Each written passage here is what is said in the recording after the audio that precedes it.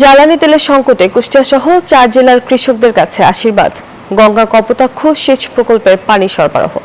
গঙ্গা কপোতাক্ষ প্রকল্পের পানি সরবরাহ নিয়ে বিস্তারিত জানাতে কুষ্টিয়া থেকে যুক্ত হচ্ছেন আমাদের সহকর্মী মাহতাবউদ্দিন লালন।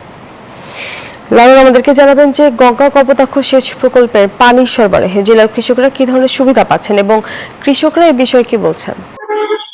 ধন্যবাদ তোমা। আপনি যেমনটি জানতে চেয়েছেন, আসলে গঙ্গা কপোতাক্ষ অর্থাৎ যেটিকে সংক্ষিপ্ত আকারে জিকে সেচ প্রকল্প বলা হয়ে থাকে, এটি কুষ্টিয়ার ভেড়ামারাতে আসলে প্রতিষ্ঠিত। 1962 সালে এটি চালু হয় এবং এই 1962 সালে চালু হওয়ার পর থেকে কিন্তু শুধু কুষ্টিয়া নয়, কুষ্টিয়া সহ পার্শ্ববর্তী চুয়াডাঙ্গা, ঝিনাইদহ এবং মাগুরা জেলার 13টি উপজেলার প্রায় 2 লক্ষ হেক্টর কৃষি জমি কিন্তু এই সেচ প্রকল্পের আওতায় রয়েছে এবং কৃষকরা কিন্তু আসলে এই সেচ প্রকল্পের মাধ্যমে তারা বিশেষ করে বড় মৌসুম, এখন বড় মৌসুম চলমান, বড় মৌসুমের যে সেচ কার্যক্রম সেটি কিন্তু এই ক্যানেলের যে পানি বা এই খালের যে পানি সেই পানি থেকেই তারা আসলে পেয়ে থাকেন।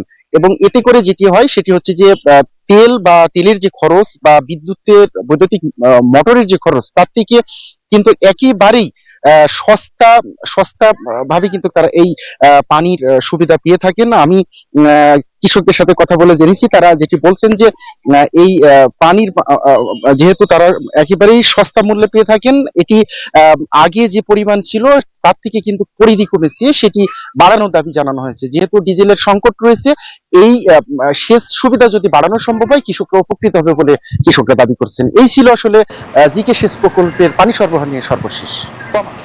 লালন, ধন্যবাদ আপনাকে।